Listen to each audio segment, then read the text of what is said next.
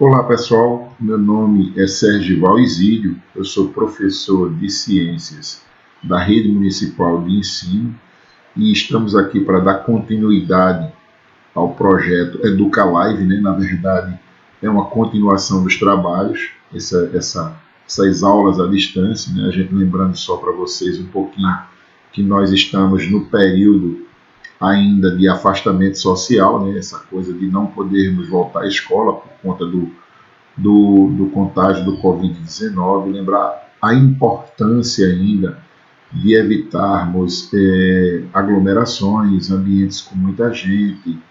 Se puder evitar ir à rua, evite, só saia rapidamente se tiver que resolver uma coisa, voltar direito para casa, rápido para casa. Lembrar de usar a máscara de proteção, o álcool em gel e lembrar de evitar lembrar para evitarmos as aglomerações, tá bom, pessoal? Então, lembrar também a vocês, alunos e aos pais de vocês, que o município de Ribeirão está fazendo a entrega dos cartões de alimentação, que serão entregues na escola Sônia Lustosa, tá certo, pessoal? Durante o dia, manhã e tarde, para quem é da manhã, os pais procuram a escola durante a manhã, para quem estuda à tarde, os pais procuram o pessoal da escola, da secretaria da escola, à tarde, tá certo? Então, mandar um abraço a todos vocês, dizer que se cuidem, continuem ainda com muita atenção, né? Essa doença não foi embora, ainda é muito perigosa, a gente tem visto aí recentemente ainda a morte de pessoas que nós gostamos, que nós amamos, e precisamos continuar nos cuidando, eu diria assim. Hoje nós vamos falar um pouquinho sobre as vacinas, o que elas são e suas devidas importâncias. A gente está vivendo um momento aí de pandemia, que eu diria que é uma contaminação no planeta, e a gente percebe que o período médio de utilização, de descoberta, produção, testes dessas vacinas em humanos, normalmente duram uma média aí de um ano e 6 meses, né? Mas como houve uma necessidade, eu diria assim, do planeta, ao mesmo tempo de uma só doença, os laboratórios de parte do planeta, eu diria assim, de países do planeta todo, estão bem empenhados, em desenvolver uma proteção aos seres humanos, né? Porque começaram essas mortes, eu diria assim, em massa pelo o mesmo agente externo, né, que a gente chama, né, um micro-organismo que acaba sendo um vírus que só se manifesta em um outro organismo já vivo, com um grupo celular bem definido, mas assim, os países mais desenvolvidos nesse campo de pesquisa estão tentando de todas as maneiras produzirem uma vacina eficiente para o combate ao Covid-19, tá certo? Então eu acredito que nos próximos meses aí teremos bons resultados para que a gente tenha mais tranquilidade, que a gente também possa voltar às atividades normais, eu diria assim, do nosso dia a dia. Mas enquanto isso a gente vai tentando entender qual é o papel dessas vacinas de uma maneira geral de todas as outras vacinas e como elas nos protegem, né? Então a gente vai falar hoje para o grupo do 7º ano a respeito dessas vacinas. Na verdade, elas têm como finalidade proteger a ação de micro-organismos, né? Em uma grande maioria, bactérias e vírus que já circulam no ambiente, né? As vacinas induzem o nosso sistema, elas fazem com que o nosso sistema de defesa, o nosso sistema imunitário, consiga produzir uma substância chamada de anticorpo. Esses anticorpos, na verdade, são ações do organismo junto com esse agente que foi introduzido, inoculado em nós, que seria a vacina, ações específicas contra aquele mal específico, eu diria assim, contra um determinado micro-organismo já identificado, né? Assim, no caso de um micro-organismo invadir o corpo de uma pessoa previamente vacinada, esses anticorpos, eles já existem, ou já existentes, produzidos através da vacina também, que a gente acaba sendo induzido a produzir, acabam impedindo que essa doença se instale e leve o indivíduo muitas vezes a óbito ou até provoque um mal maior. E por isso se diz que as vacinas são usadas para prevenção, para proteger, para imaginarmos que, teoricamente, essa vacina aí teste, é só uma foto, a imaginação da gente é isso, ela ainda não tem no mercado, né? Mas os testes já começaram. Então, assim, as vacinas são introduzidas, na verdade, com micro-organismos mortos, que são atenuados, eu diria assim, são transformados, ou ainda que tem essas toxinas, essas substâncias, tecnicamente falando, que são inativas, que eles mesmos, esses micro-organismos, produzem. Uma vez aplicado em nós, no indivíduo, esses agentes não têm condições de provocar essa doença, mas são capazes de estimular o sistema de defesa do nosso organismo a produzir essa substância para reação contra ele mesmo, que são os anticorpos. Então, os indivíduos ficam, de certa forma, protegidos. Já os antibióticos, que a gente tem também, que combatem diretamente infecções bacterianas, não tem tanto efeito sobre determinados vírus. Os antibióticos, eles acabam tendo uma finalidade diferente. Então, quando a gente diz assim, ó, o camarada tomou uma vacina, mas ele está tomando antibiótico também, o antibiótico tem uma finalidade diferente. A vacina vai fazer com que o nosso organismo reaja e produza esses anticorpos, essas substâncias que serão utilizadas na própria defesa orgânica. Em alguns casos, certos medicamentos acabam atrasando o desenvolvimento da doença, mas não levam à cura, no caso de alguns antibióticos, por exemplo. No caso específico da gripe ou da dengue, a gente tem a ideia da gripe, porque a gripe também é um vírus, né? A gente sabe que existe a vacina contra a gripe, principalmente dos idosos, professores que estão sempre em ambientes que circulam muitas pessoas, de muitas residências, de muitos lugares, eles são aplicados com a intenção da defesa.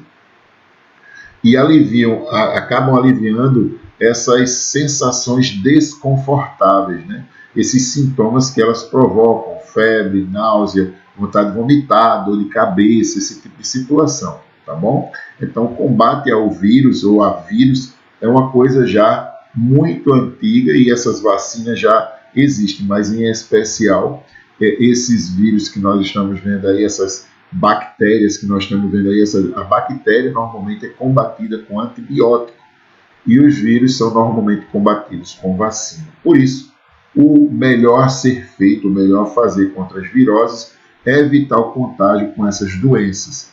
A gente precisa se prevenir, tomar vacina quando elas existem já no mercado, né?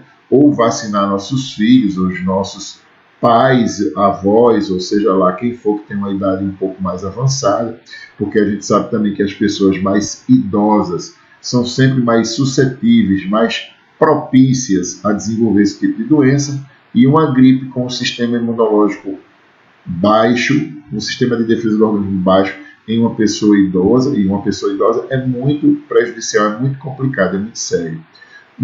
Isso também acaba mantendo o sistema da gente, a vacina mantém esse sistema de defesa mais forte, e o indivíduo acaba levando uma vida considerada mais saudável. Isso inclui evitar certos hábitos, como o uso de fumo, bebida alcoólica, por exemplo. Dormir e alimentar-se bem, além de adotar algumas medidas de higiene, lavar sempre as mãos, chegar da rua, mesmo antes do Covid, pessoal, chega da rua, vai direto para o banheiro, tira aquela roupa que você teve contato com muita gente na rua, ou mesmo depois que passa essa pandemia, transpirou, suou, nada de guardar a roupa suada, já não coloca no cesto para lavar.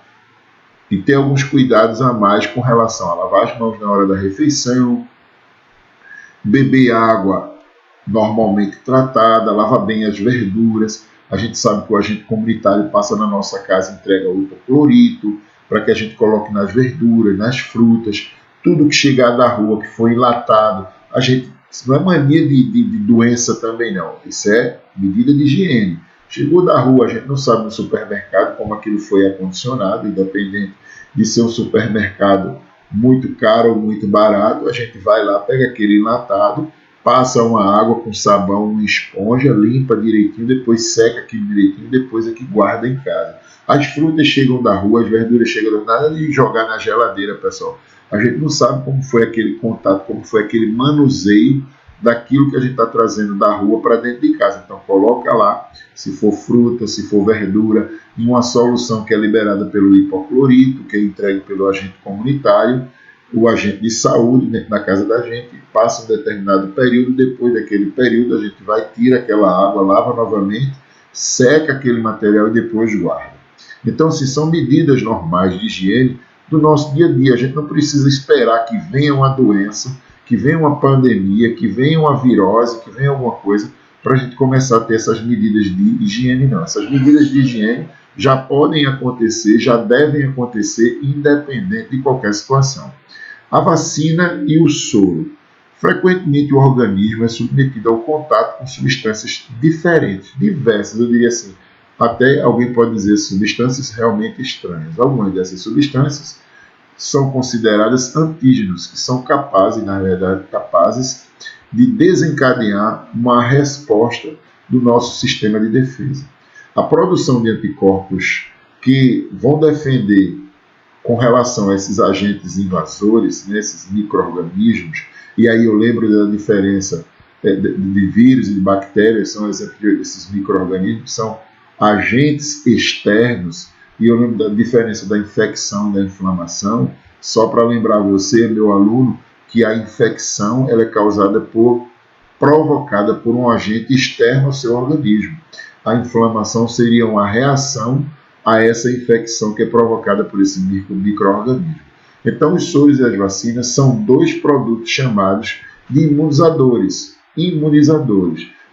porque eles vão atuar no sistema para provocar a defesa e algum tipo de dano que esses micro-organismos, esses agentes invasores, podem provocar no seu organismo, no ser humano, eu poderia dizer assim, de uma maneira geral. Por serem fabricados a partir de organismos vivos, essas duas substâncias recebem uma denominação de imunobiológicos, apesar dos dois serem imunizadores. Os soros e as vacinas, elas apresentam algumas diferenças bastante características. As vacinas, diferentemente do soro, protegem-nos contra determinada situação de enfermidade.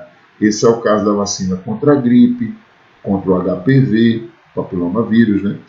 Por exemplo, as vacinas também são fabricadas a partir de agentes que provocam essas doenças, que nós chamamos esses agentes de agentes patológicos, que são mortos e depois eles são transformados, atenuados, ou seja, que não podem nos fazer mais nenhum mal. Então, depois disso, é que elas serão utilizadas, eu diria assim, como protetores, como passado em laboratório, observado tudo isso, o pesquisador, que é aquele indivíduo que sabe mais do que muita gente que fica falando besteira pelas esquinas, eu diria assim, esse camarada que fez o teste, que passou muito tempo estudando, vai, depois de analisar todo o material biológico desse corpo, desse micro-organismo, vai tentar fazer com que haja a produção de uma substância no seu organismo, atenuada, né, desse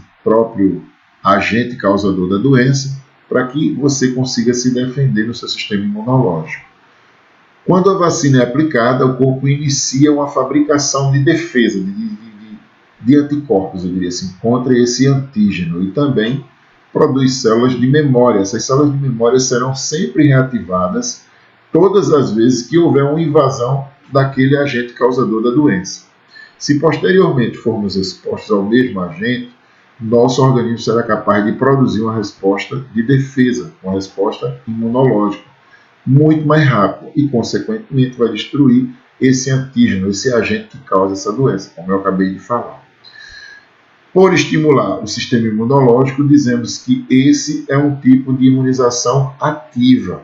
Esse tipo de imunização ativa também é provocado por essa memória, eu diria assim, que a gente chama de memória das células, que a própria vacina acaba produzindo. Lembrando só a vocês que nenhuma vacina ela protege por tempo indeterminado, não. Ela tem um período de proteção e depois de passar daquele período de proteção, ela precisa ser reintroduzida no organismo. O soro, por sua vez, não possui poder de prevenção.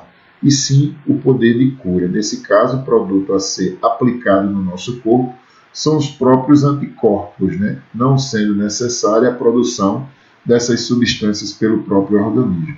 Em virtude dessas características, dizemos que o soro se trata de uma imunização passiva, ou seja, já recebe pronto. Para a produção do soro é necessária a utilização de um outro animal, sendo o cavalo, normalmente, o mais escolhido. Professor, o cavalo mais escolhido, sim, normalmente a gente procura esse animal na produção do tipo de soro que vai ser conveniente para que ele seja guardado ali, tirado daquele material, depois extraído e trazido de novo para o laboratório. Não direto para a gente, direto para o laboratório. Primeiramente, a gente introduz no animal esse antígeno, que é esse agente que vai causar uma reação, né, no organismo desse animal para que ele se defenda também. Que a gente precisa produzir, precisa da fabricação desse anticorpo. Depois de alguns dias, esse material, uma parte dele, uma amostra é retirada, né, alguns litros de sangue desse animal, vai se separar o plasma e esse produto vai ser submetido ao que nós chamamos de purificação.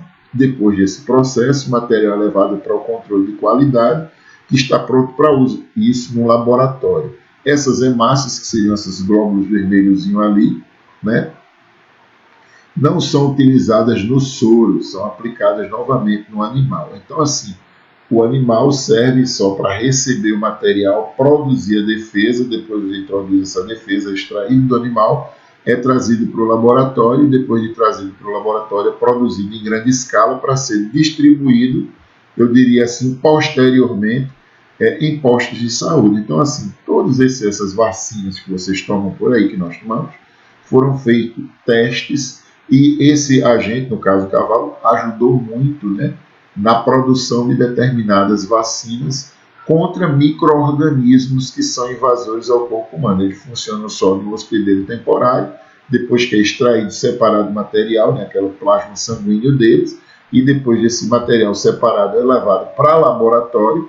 Em laboratório é produzido e separado em grande escala para distribuição. O tipo de soro mais conhecido é um antiofídico, que é utilizado, que a gente conhece muito, para tratar a picada de cobra. Algumas doenças como o tétano, o botulino, a raiva, também são tratados por meio desses soros.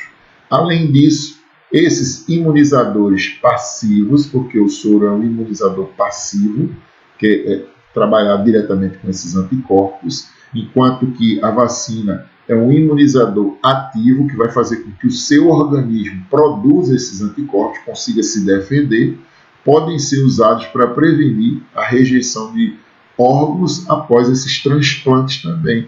Muitas vezes acontece o transplante no hospital e é preciso utilizar algum tipo de soro, algum tipo de imunizador para perceber se existe algum tipo de reação daquele órgão que está sendo recebido. Vale frisar, vale lembrar, diferentemente das vacinas, os soros não garantem proteção prolongada. O soro tem uma função específica. A vacina faz com que o seu organismo produza esses anticorpos e faça com que haja uma longevidade, maior tempo na hora de prevenir, na hora de se proteger. Isso acontece porque ao administrar um soro, estamos injetando anticorpos prontos, aquilo que eu falei, a imunização passiva, e, portanto, não há uma fabricação de célula de memória. Enquanto que, de repente, quando você produz no seu organismo o imunizador, introduz o imunizador ativo, ele vai fazer com que o seu organismo produza esses anticorpos, criando uma espécie de banco de informações no seu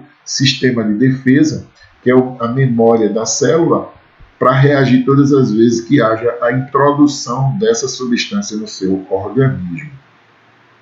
Existem, por exemplo, os soros antirrábicos, que são usados contra a raiva, antitetânicos, que combatem o tétano, doença que é causada por um tipo de bactéria, né?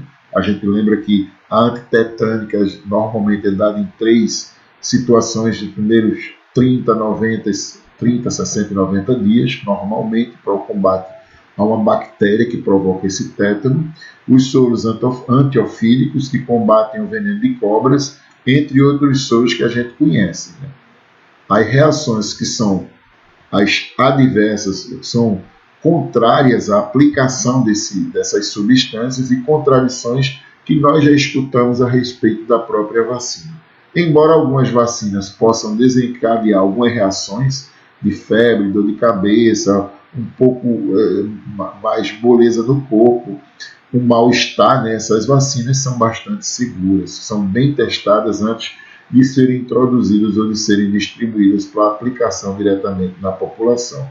As reações podem apresentar de leve ou de leve, normalmente é uma reação provocada de pouco tempo, de leve e curta duração. Então não é algo que você vai se preocupar muito, porque já foi testado anteriormente. É importante destacar também que as vacinas não são responsáveis pelo desenvolvimento do transtorno como o autismo, o fulano é autista porque tomou uma vacina. Não, isso é conversa, não acontece, não existe nada que comprove cientificamente que nenhum tipo de vacina provoque uma limitação que é caracterizada por uma descendência genética, muitas vezes. A princípio, as vacinas contendo vírus ou bactérias atenuadas não devem ser aplicadas em indivíduos que apresentam uma imunodeficiência congênita, ou seja, que tenha um problema já definido no seu organismo, como é o caso da neoplasia maligna, um câncer, tipo assim, em tratamento de substâncias mais fortes, né?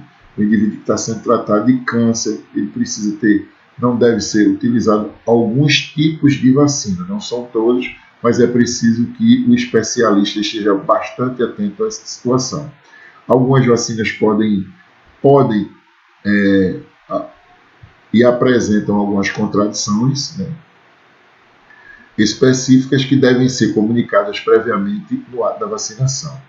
Além disso, é importante destacar que alguns desses casos de vacinação pode ser adiado, né, pode ser retardado um pouquinho quando esse indivíduo apresenta essas doenças febris agudas, que devem ser evitado a introdução nesse período. A importância da vacinação, gente. A gente já sabe que ela vem aí para proteger, para criar um banco de memória na sua célula. Então, há uma prevenção contra diversas doenças, a gente sabe disso. É preciso estar muito atento. Assim, elas não protegem apenas o indivíduo que foi imunizado, não. Aquele indivíduo da comunidade que nunca teve a doença, como eu estou sendo imunizado, eu também não vou manifestar, eu também acabo protegendo ele de uma maneira mais direta. Então, isso é muito importante. Às vezes as pessoas esquecem desse detalhe, agora está em moda as pessoas quererem evitar algum tipo de vacina, e a gente está vendo o surto de sarampo querendo voltar, e é preciso estar muito atento a isso. Quanto maior a quantidade de pessoas imunizadas, menor a chance, obviamente, dessa doença se desenvolver na comunidade. Isso aí é lógico, é matemático também. Muitas doenças já foram extintas, acabadas, erradicadas, graças a essa vacinação. A gente tem o caso da paralisia infantil, que foi erradicada no Brasil, desde o ano de 1989, faz um bom tempo. No entanto, a falta de vacinação, essa descrença de alguns pais, fazem com que faz com que muitas dessas doenças voltem a circular, como é o caso do sarampo, como eu falei aqui, que havia sido erradicado das Américas no ano 2016, e esse vírus voltou a circular no ano de 2018, provocando muitas dessas doenças em muitas dessas crianças. A vacinação no Brasil, né, a gente vê que tem uma organização, existe na verdade um calendário anual, e esse calendário, né, foi descoberto, já foi produzido, já foi repetido durante anos e anos aí. Iniciou-se em 1904, né, é bem antigo essa coisa do controle dessa vacina no Brasil, quando então o diretor-geral da Saúde Pública, Oswaldo Cruz, diante de um surto de varíola, iniciou uma campanha de saneamento e imunização, tentando diminuir essa incidência, diminuir a coincidência de pessoas doentes na comunidade. Atualmente o país possui um Programa Nacional de Imunização que nós chamamos de PNI. Esse PNI ele é responsável pelo planejamento anual e todas as ações, eu diria assim, do governo federal e junto ao governo estadual e municipal de distribuição de vacinas e de campanhas para vacinação durante todo o ano. Não apenas as crianças devem ser imunizadas, pois existem vacinas que devem ser aplicadas na adolescência, como é o caso do HPV, O idoso deve se vacinar contra a gripe, com pneumonia, contra o tétano. As gestantes que também devem ser imunizadas contra a gripe, tétano e rubéola. Além disso, existem outras vacinas que devem ser aplicadas em situações específicas, principalmente quando o indivíduo vai se deslocar para determinadas regiões do país que tem uma incidência muito grande de uma determinada doença que na sua região não acontece. Entendeu? É o caso de malária, alguma coisa nesse sentido. O Sistema Único de Saúde, disponibiliza gratuitamente vacinas para mais de 20 tipos de doenças. Qualquer pessoa pode se vacinar nas unidades básicas de saúde, as UBS, nós chamamos isso. Para isso, basta apresentar o cartão de vacina, se identificar e tomar a vacina de forma gratuita. Então, a gente lembra que as pessoas não podem simplesmente parar de vacinar seus filhos, parar de vacinar seus pais, seus avós, porque isso vai provocar o aparecimento de muitas outras doenças ou a volta dessas doenças. Lembrando a vocês que nós vamos ficar por aqui. Um grande abraço ao grupo do 7º ano e até a próxima aula.